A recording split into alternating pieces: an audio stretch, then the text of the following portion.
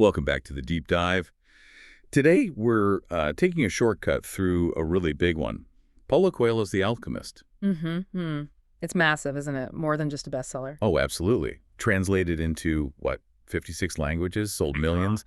It's almost required reading for anyone looking for, well, fulfillment. It really is. It kind of redefined the modern fable. You've got presidents, huge movie stars praising it. It feels ancient, but also really personal. So our mission today is to pull out the core ideas, the philosophy that makes this story click with so many people trying to figure out what they're meant to do. Yeah, looking at the story itself, the surprising bits, and the big concepts that explain why this tale about a shepherd boy just works. And we have to start with the absolute core, Yeah. right? The main idea. Definitely. The personal calling.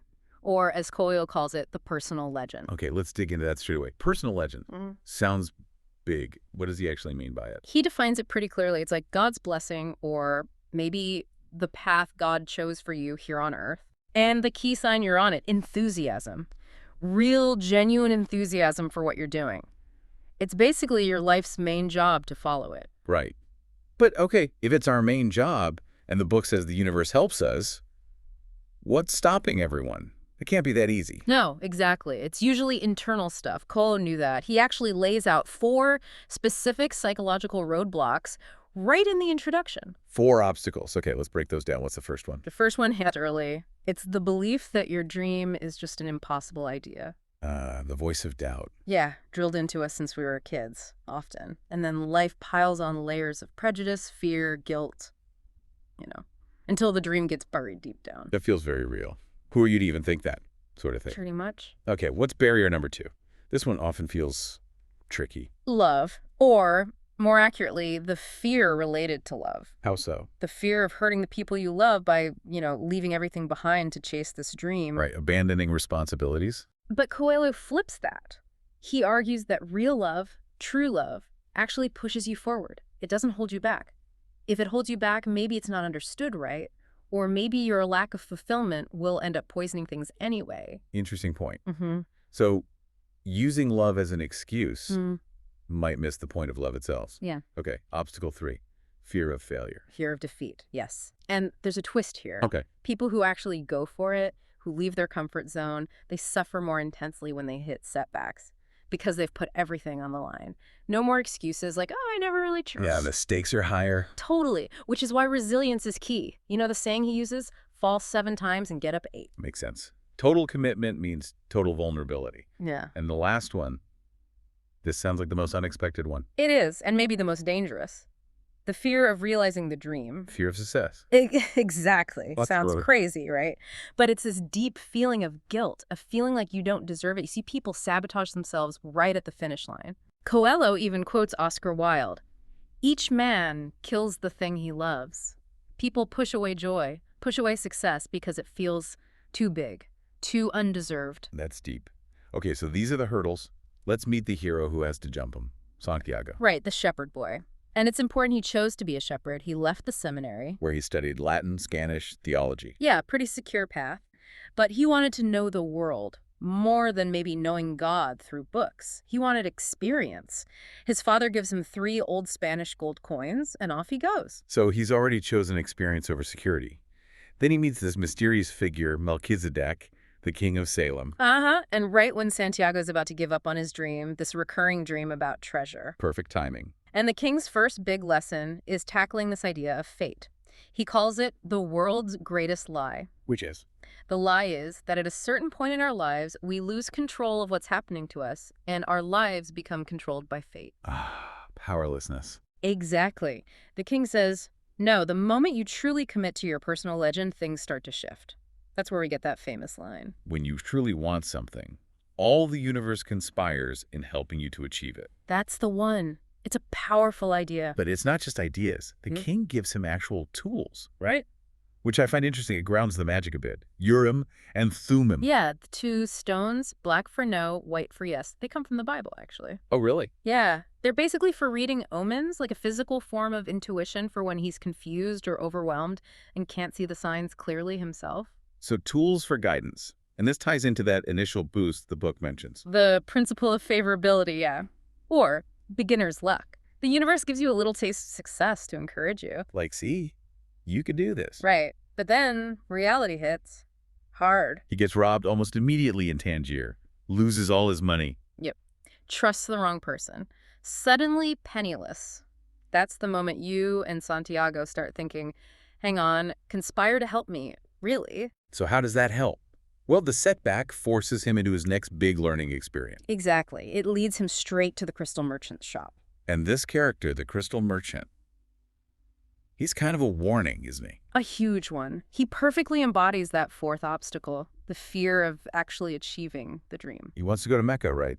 That's his personal legend. Has for 30 years, saved up for it, but he never goes. He keeps putting it off. And his reason is just, wow, so human. It really is. He tells Santiago, I'm afraid that if my dream is realized, I'll have no reason to go on living. I prefer just to dream about it. Chilling. He's comfortable being stuck.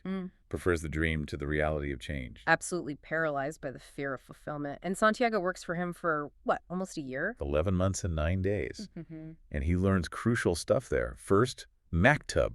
Maktub, Arabic for it is written. Which sounds like fate again. But it's subtler. It's not quite you have no control. It's more like accepting the divine order of things, accepting your current situation as part of the plan without giving up the ultimate goal. You still have to act. Okay, acceptance plus action. The second thing he learns is language without words. Yeah, this is fascinating. He realizes he can connect with people, make the shop successful just through enthusiasm, through doing things with love and purpose. No shared language needed. Like with his sheep. Exactly. He did it naturally with his sheep just by caring for them. Now he applies that same pure intention to the business, and it thrives. It's about the energy you bring. And mastering that propels him forward, right? He leaves Tangier, joins a caravan across the desert towards Egypt. Towards the El Fayum oasis. And on the caravan, he meets another type of seeker, the Englishman. Ah, the bookworm. Totally. He represents the purely intellectual path. He's looking for the alchemist, too, but he's buried in books about mercury, salt, dragons, all the classic alchemy stuff. His goal is the masterwork, right? Philosopher's Stone, elixir of life. Yeah, turning lead to gold, living forever, and deciphering the Emerald Tablet. All very theoretical. But he struggles because he's only in the books. Pretty much. He can't read the omens in the desert in the present moment because his head's stuck in texts. Santiago, using that language without words, finds something else entirely at the oasis. Fatima. Fatima. He instantly knows she's the only woman in his life. And this love feels different from the obstacle love we discussed earlier. Yes, Coelho presents this love as part of the pure language of the world. It feels right, destined. But then comes the conflict. If she's his treasure, shouldn't he just stay with her at the oasis? Which brings in the alchemist himself. Finally. And the alchemist tackles that love question head on. He directly confronts that second obstacle, warning Santiago. What does he say? He tells him flat out, love never keeps a man from pursuing his personal legend. If he stays, abandoning his quest for her. It wasn't true love, or at least it wasn't the kind that helps you grow. Wow, tough love. And he paints this picture for Santiago. Stay here, marry Fatima, become wealthy and respected at the oasis. But years later, you'll be filled with bitterness. You'll know you didn't finish your journey. The omens will stop speaking to you. It's a grim picture of regret. So true love supports the legend.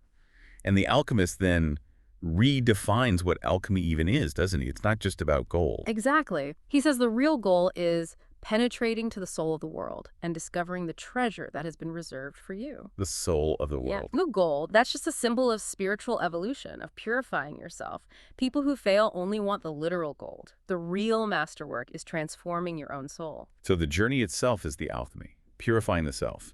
And to do that, Santiago needs to learn one more thing. Listen to his heart. The alchemist teaches him that his heart came from the soul of the world, so it knows everything. It holds the key. And this is where he confronts his fear again. Deeply. The fear of suffering. The alchemist tells him the fear of suffering is actually worse than the suffering itself. He has to get past that fear completely. Which leads to that incredible climax. They get captured by these warring tribesmen. Right. And the alchemist makes this impossible bargain. Santiago will turn himself into the wind, the Simum, in 3 days, or they both die.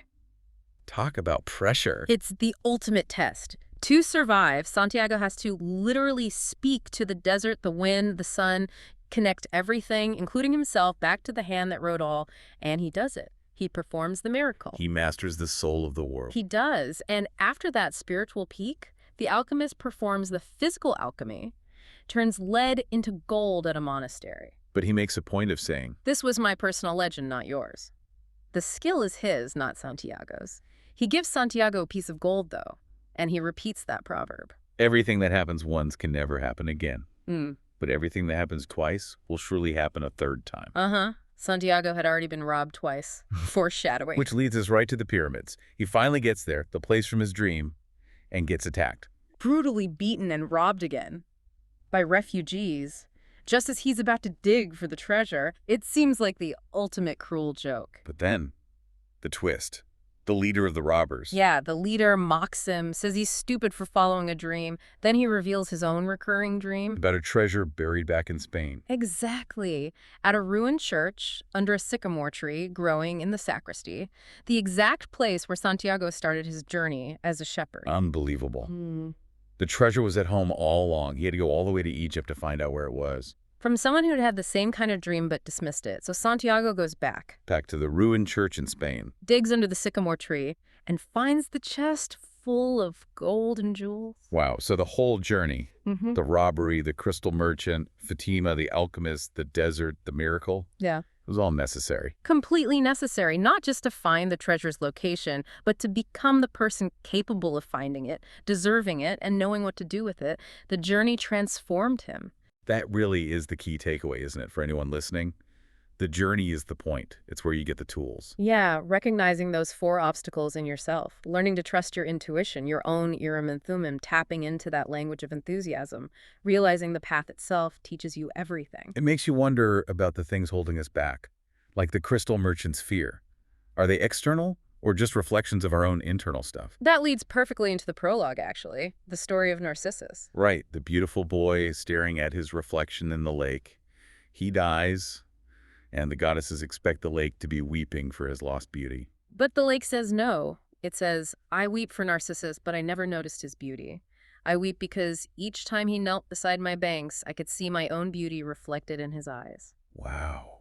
Okay, so, final thought for you listening. If the universe really does conspire to help you find your treasure, your purpose, and the search takes you out into the world, Is it possible that the whole quest, the whole search for that external thing, is actually just the process you need to go through? to finally see your own beauty, your own worth, reflected back at you. The treasure's there. But maybe you have to become the person who can see it first. Something to think about. Until next time, keep digging.